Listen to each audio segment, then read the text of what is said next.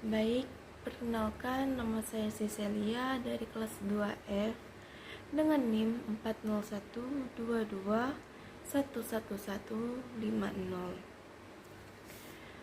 Jadi di sini saya akan sedikit memaparkan materi mengenai Tata Suci Vatikan sebagai subjek hukum internasional dan ciri khas dari ICRC sebagai subjek hukum internasional. Materi pertama yaitu Tata Suci Vatikan sebagai subjek hukum internasional. Tata Suci Vatikan adalah subjek hukum internasional karena diakui oleh negara-negara di dunia dan menjadi pihak pada perjanjian-perjanjian internasional serta menjadi anggota pada beberapa organisasi internasional. Sejarah Tata Suci Vatikan. Tata Suci Vatikan adalah negara terkecil di dunia yang berbentuk eklesiastik yang dipimpin oleh Uskup Roma, yaitu Paulus. Pada awalnya, Tata Suci Vatikan ini wilayahnya tidak berpenghuni dan dianggap suci bahkan sebelum kedatangan agama Kristen. Namun pada akhirnya pada tahun 326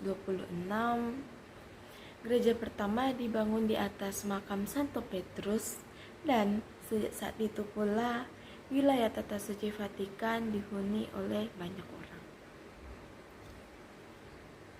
Tata Suci Vatikan juga disebut sebagai subjek hukum internasional karena alasan sejarah. Tata Suci Vatikan yang berpusat pada Roma dan Italia memiliki catatan sejarah yang lumayan panjang.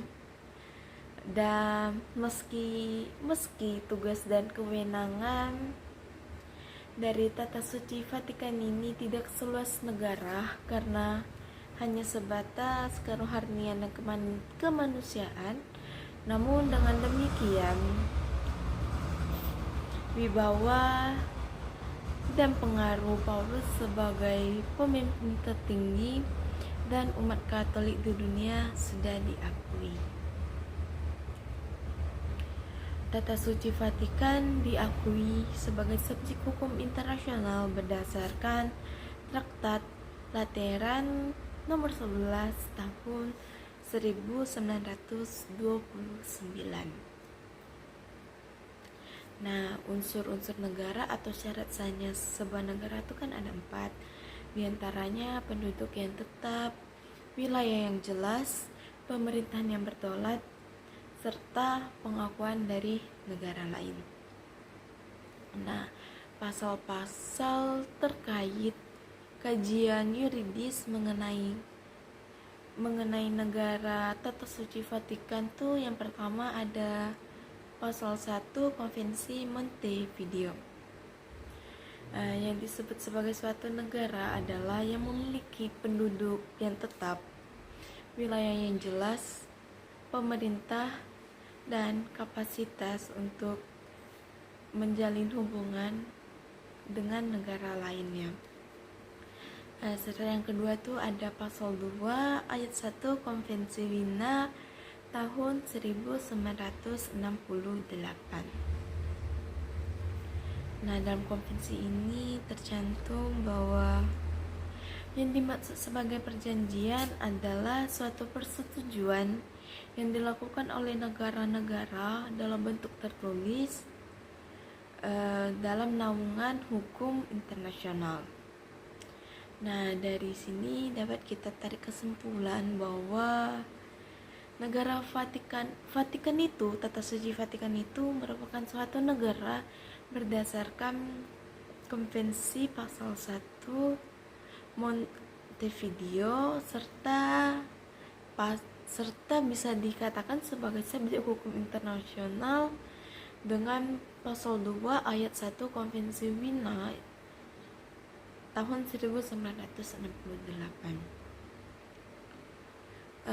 Dan juga Vatikan ini merupakan suatu negara kekristenan yang dipimpin oleh Paulus yang berdasarkan agama atas kesucian.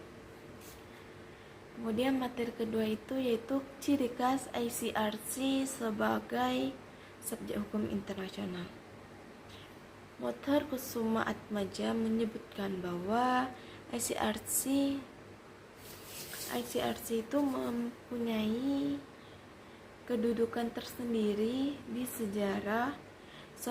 sejarah hukum internasional.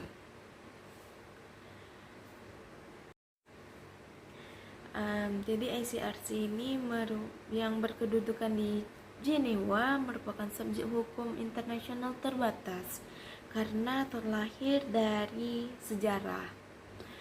Walaupun pada akhirnya statusnya itu diperkuat dengan perjanjian-perjanjian dan kemudian konvensi-konvensi Palang Merah yang saat ini dikenal sebagai Konvensi Jenewa 1949 tentang perlindungan mengenai korban perang.